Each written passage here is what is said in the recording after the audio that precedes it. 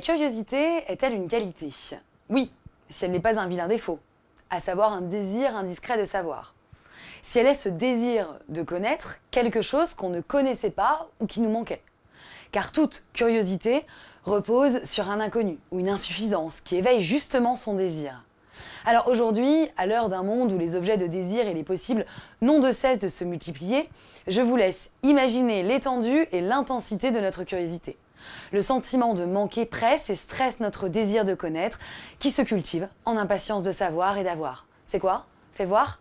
T'as le dernier, toi? Un désir de connaître qui devient celui de connaître davantage pour en tirer avantage, outrepassant même les limites de l'utilité. Mais du coup, ça sert à quoi? Dans ce sens, ou dans ce cas, curiosité n'est que vanité, pour citer Pascal, car elle est immodérée. Une curiosité qui nous perdra, comme dit-on parfois.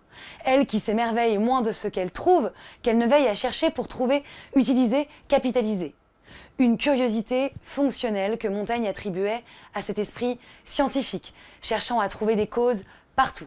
Une curiosité que l'on retrouve aussi chez ceux qui veulent trouver des réponses à tout. Mais aujourd'hui, sans trop prendre le temps de l'interrogation pour le coup. Or, une curiosité qui cherche absolument à trouver est moins une curiosité qu'une rationalité. Un désir de connaître pour commettre un acte, un savoir pour faire. Une bien curieuse curiosité pour Montaigne, qui se réjouissait au contraire d'une curiosité sans nécessaire but pratique, qui ne se contente pas de ce qu'elle cherche, qui lève le regard au-delà de la longueur de son propre nez.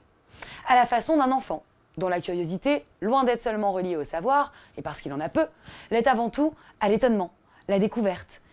Et si, à la façon d'un enfant, mais avec les ressources d'un grand, on travaillait à s'étonner volontairement, à faire la cour à la cour qu'il y a autour du cours bien défini de notre vie. Si on cultivait la patience de voir et de se voir, plutôt que l'impatience de savoir. C'est à cette curiosité, comme désir de connaître, naître ou renaître avec ce qui est découvert dans sa position et sa réflexion, qu'invite la philosophie. Ainsi est mon éthique de conduite. Lorsqu'elle est le désir de connaître avec sa découverte, curiosité n'est que qualité.